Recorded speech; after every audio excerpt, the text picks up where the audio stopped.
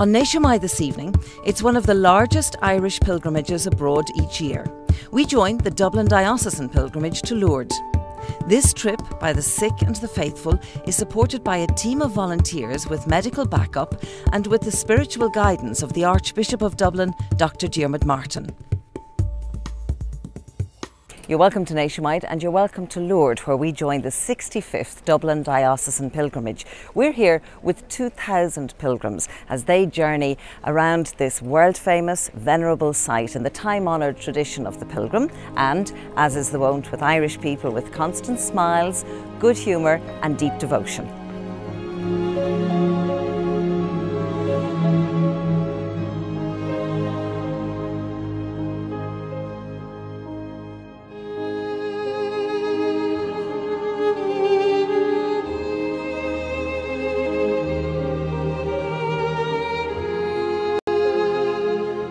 I can't describe the feeling you get when you're here. It's just out of this world. And you appreciate life a lot better when you see the sick people and you're moaning over a headache and you're looking at people that's coming here hoping and praying that they get a cure, you know. It's unbelievable the feeling you get. Just when you come here, the difference it makes, the peace, the serenity, when you walk in through the sanctuary gates up here and you see all the young people and all different people from all different walks of life. It's just beautiful.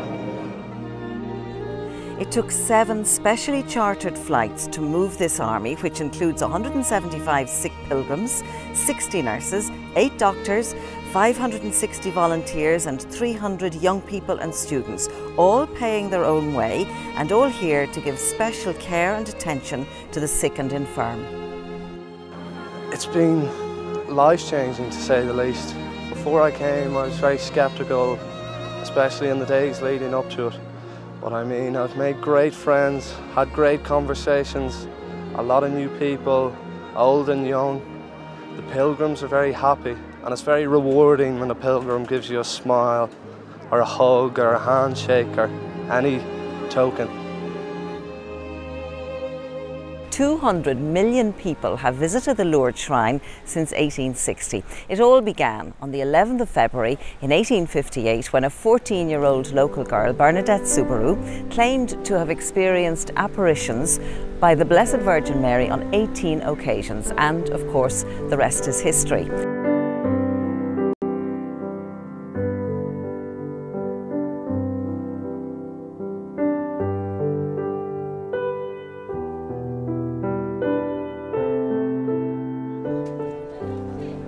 The Irish pilgrims are assembling here behind us to walk in procession for the opening Mass at the grotto. It's quite a sight, as you can see, with the banners from the various parishes being raised.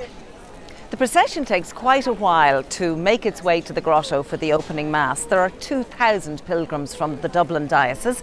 175 of them are referred to as sick pilgrims. They stay in the Accoy, or the Acai as it's also called, which is the building behind me over the bridge here. And as you can see, they are being escorted now to the grotto by the volunteers who come here willingly to give of their time and to look after people.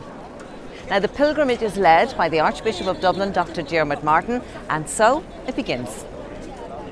My first wish is that each one of us will experience true moments of peace here in Lourdes as we enjoy the opportunity of solitude, of prayer and of being together.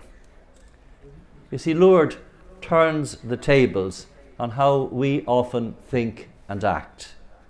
Here in Lourdes, healthy and sick interact as friends. Here in Lourdes, the sick are the privileged ones. And they experience genuine care which consoles them and encourages them. And the helpers encounter in the sick a sense of how life can be fulfilled and be happy without many of the consumerist supports which we often convince ourselves or allow ourselves to be convinced that we couldn't live without them. And we all realise that there's something special about Lourdes because it tells us something of what is essential in life.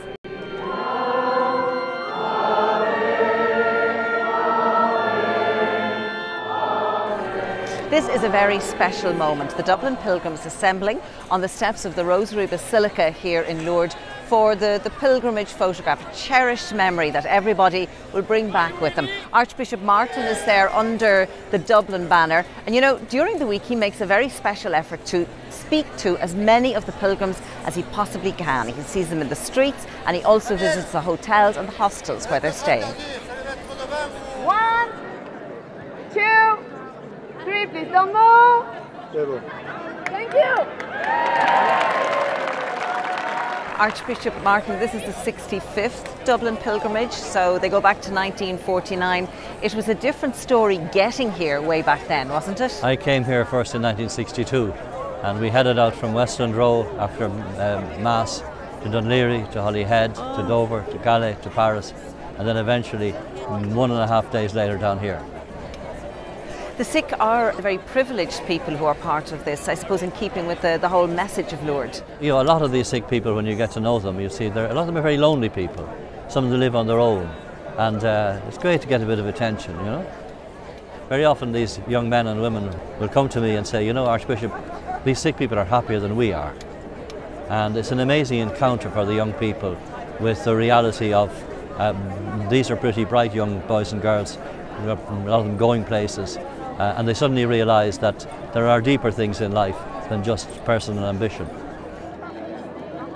There's a tranquility about this place. We've been remarkably well that, you know, your first impact with Lourdes when you arrive are shops and souvenir shops in superabundance. But once you move into this area, there's nothing except prayer and silence. And late at night, early in the morning, you find people down here on their own. Most of us today are kind of frightened by silence. The privileged moments are the moments of silence. The privileged moments are the moments also, you see in the evening these young people will gather for prayers. You know, watch the sick people and the inward reflection and the comfort that they feel here. It's quite striking. Right?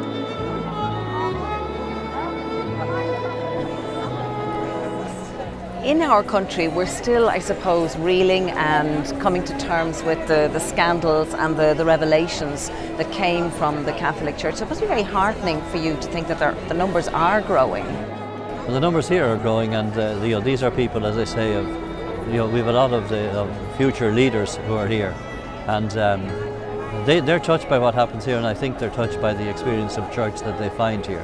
We have to try and replicate that at home, and overcome a certain reticence that there is, even among priests, about interacting with young people because of the scandals of the past. But it shows that it can be done. That's the challenge. Yeah, and I'm very optimistic about it.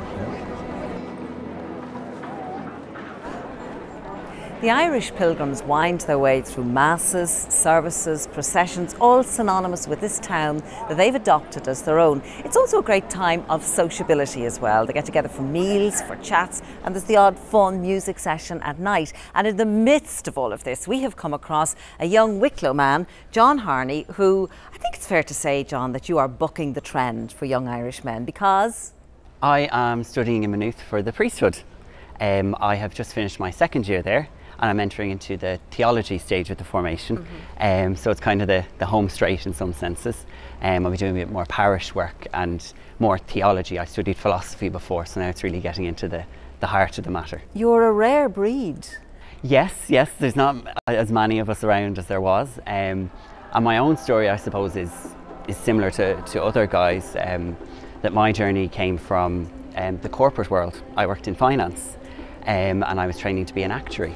And then I said, no, there's something more that I need to try. It had been in my mind for years, since I was about 4 years old, truth be told. And I just said, I better give this a shot. You know, it's now or never.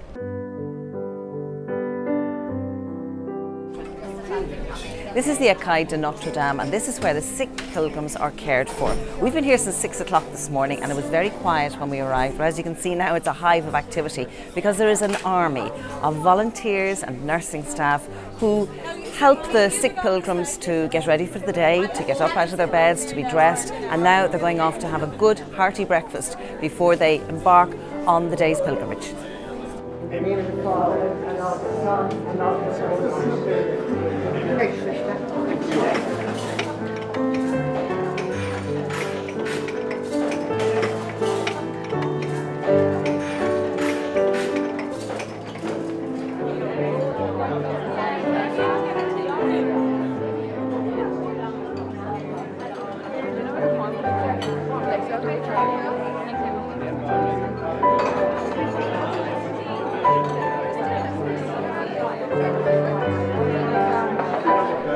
you're feeling okay this morning.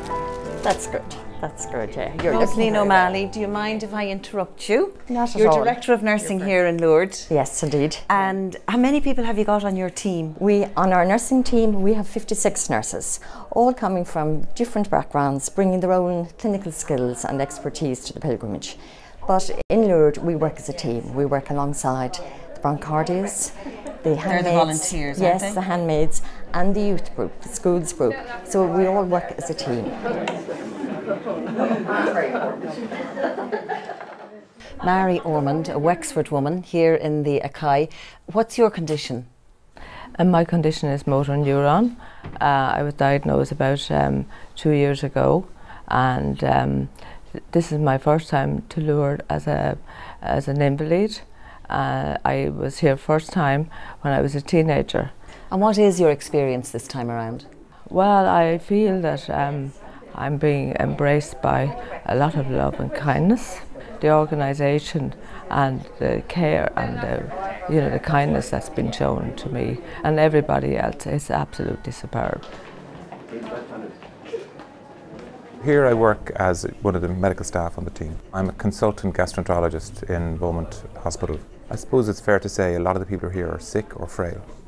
So we look after those people who are in the Akai, which is sort of a mini hospital here, and those people who are in the hotels. So if any of those get sick at all during the day or at night, we look after them. Well, this is my first year to travel to Lourdes as a white shirt. Last year I came as a blue shirt, which is the schools group in 6th year. So I had an absolutely amazing experience last year and I was delighted to get chosen to come back this year. It's a real tradition to come to Lourdes, and like you'll see all the people here, everyone is returning year after year. And where did you go to school? I went to Loreto Beaufort in Rathfarnham. So what are you doing now? I'm doing economics and UCD. Niamh Parks from Blanchardstown in Dublin. Yeah, that's right. You've come here as a volunteer, but you are not alone. No, I'm not alone. No, this is my second year now as a volunteer. I was a white shirt last year and a white shirt again this year. And I came because all my family come. So my nana and granda are here as sick pilgrims there across the hall. My 5 aunties sing in the bats.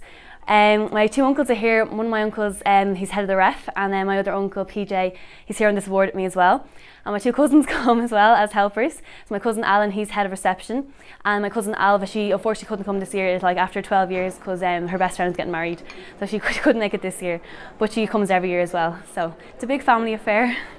And what kind of work are you doing? I've done stewarding, and then this year I'm on the wards, so I'm looking after Father Murray. He's a Jesuit, but I'm Holy Ghost, but we don't hold that against each other.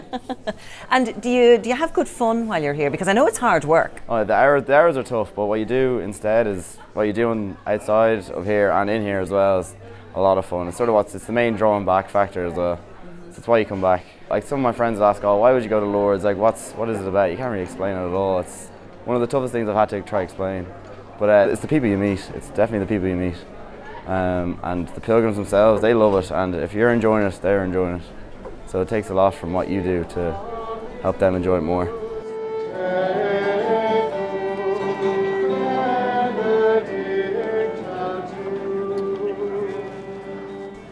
The Dublin pilgrims are enjoying some local hospitality in Bartres, a tiny village just outside Lourdes where St Bernadette spent the first 2 years of her life. There's bunting, you can see it's the Dublin colours, but also an opportunity to be blessed by a relic of St Bernadette which is kept in the local church. We're going to take a break, and when we come back we'll have more for you from the Dublin Diocesan pilgrimage to Lourdes.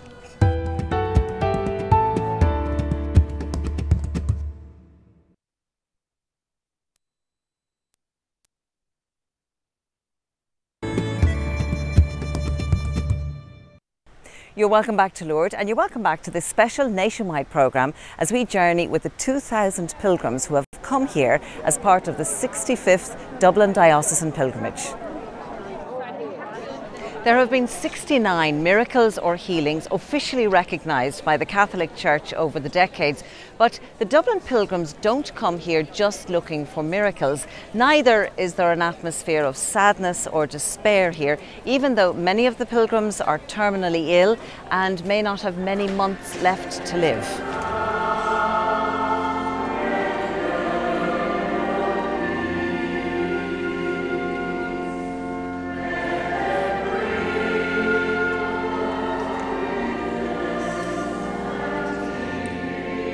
Watching this procession that precedes the Mass for the anointing of the sick, I have to say I'm deeply moved by the stark contrast between the young, able-bodied Leaving Cert and other students and the sick people that they're caring for here in Lourdes.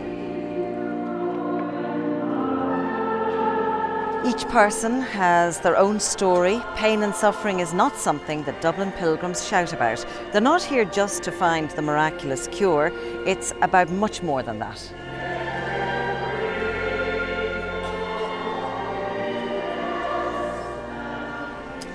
Patrick Allen, what's been the high point of the pilgrimage for you so far?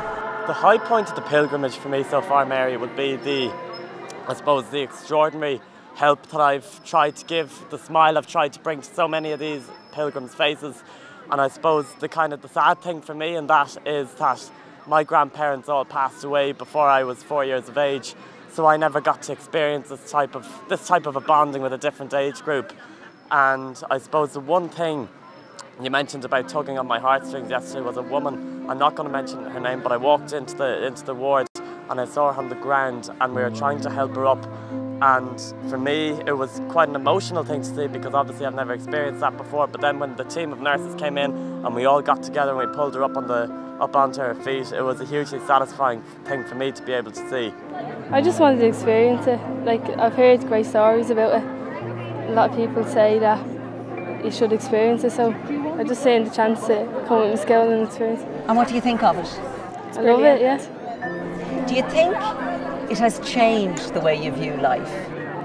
Yeah, because you realise how much faith people actually have. Because back home, like, you don't see much of it, but over here, like, it's just brilliant. Everyone, the Blues, the kids out of school, they pay their own fare over, their own accommodation, and these girls behind, they look after me too, and they're brilliant. I'm in reception, so I'd be getting them in and out of the little carts and chariots, and it's great for me because then I get to talk to all of them. It's not just like one-on-one, so it's just a real eye-opener. It makes me feel really good about just to be young again, just to have my health. It's some people with some bad cases here, and just to help them out and just make them feel even like spiritually better or just in any way better, putting a smile on their face. The grotto is a special place for private moments. Lourdes is busy and sometimes it can be hard to find peace. Thousands file past the grotto every hour, touching and kissing the holy stones and walking on holy ground. Others stay for hours praying, reflecting, reaffirming, hoping. But for many in the evening, just sitting here brings its own memory and often the answer to questions. Many documented miracles and healings have been reported as a result of the reputed powers of the Lourdes waters here. People collect the water and bring it home, and also a visit to this baths area is the highlight of the pilgrimage for so many people. Now, the baths are a very private area. No cameras are allowed. And this archive shows what happens when you go in. You take off your clothes, a small towel is placed around you, and you are totally immersed and say some special prayers. And according to the pilgrims, you don't need to be dried when you come out from the baths, and nobody gets a cold. Do you feel there's a healing? Yeah, it's like a peace, you know. I feel any time I come to Lourdes, if I wasn't able to get into the baths, I'd be very disappointed. I feel it's part of Lourdes. I have cancer. I have terminal cancer, and I have a few other complaints. And have you been given a prognosis? Yes, 12 to 18 months. So that was last October. Do you feel there's a healing in store in the baths? There's healing everywhere. There's healing everywhere. Everywhere there's healing. We don't even have to come to here, but there's healing everywhere. You know, I think if you have belief, you know, God moves in mysterious ways. Father John Gilligan, you are the spiritual director with the Dublin Diocesan Pilgrimage. A visit to this spot here, to the baths, seems to be a highlight, a very important part of the pilgrimage for all the pilgrims. It really is. They love to come here to the baths to have that experience. As the message of Our Lady was, come and wash in the waters, and they feel that's a very important part. And it can be quite daunting for some, you know, to get in there to those waters. I remember the first time I did it myself, going into the unknown. But when you do it, you get that kind of great warm feeling and a feeling of achievement. And I suppose the great story of kind of coming in, not having to dry yourself and just walking out and getting on with the rest of the day. People love Lourdes, they love to get something from Lourdes. The water is an essential part. You'll get gallons and gallons and the planes will be overburdened with weight of the Lourdes water, but also the gifts, the rosaries, the medals, little mementos of Lourdes are very important to people. And oftentimes when we're going to Lourdes, the one thing is people in our parishes and our communities are always saying, will you remember us at the grotto? Will you remember intentions? Will you light a candle for us? The candles are a huge thing here in Lourdes, where many people will light and remember their intentions here at the grotto. And that's very, very important to people. And people like to get that little card and say, I lit a candle for you, I remembered your intentions, and that's key.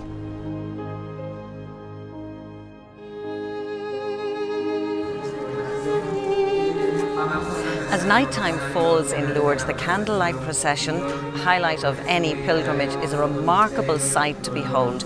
There are nights when you can get up to 40,000 people making their way to Rosary Square. Now this evening, it's the turn of the Dublin Diocese to lead the procession with their lantern taking pride of place.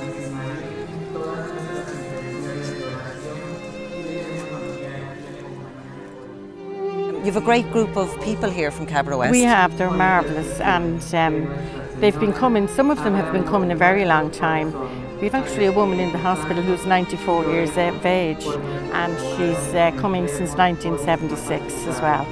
And the Cabra West people, they come each week and they pay 20 or 30 euro to make it easier for at the end of the fare be paid without too much hardship. And it's worth it when they get here? Oh, very much so. It's an extraordinary thing. People come here sometimes with fears, carrying burdens, carrying intentions, people that are thinking of home, sometimes not knowing what to expect. Will they be able to handle so many prayer hours? Will they be able to manage the food, the temperatures? But then the care, the compassion, the friendship, the affection takes over, and people are carried through a narrative that brings them beyond perhaps all of their expectations and creates something very beautiful. And so as the crowds disperse following the candlelight procession, we come to the end of this edition of Nationwide from Lourdes. It's been a very special few days with the 2,000 Irish people who are on the Dublin Diocesan pilgrimage. Everybody will leave here with their own personal memory. Everybody will bring something back home in their heart. Some people have found answers, others are still questioning. Some have found peace and others are still searching. But each and every pilgrim has had a very personal experience, and it's been a very life-affirming few days. Iwa Gwivanish, agus Kadeshiv Slán. On next Friday's Nationwide, poems, paintings and photography. An Enniscorthy poet, the Limerick photographer and his portraits from a vanished Ireland, and the painter who walks the mountains of Connemara for inspiration.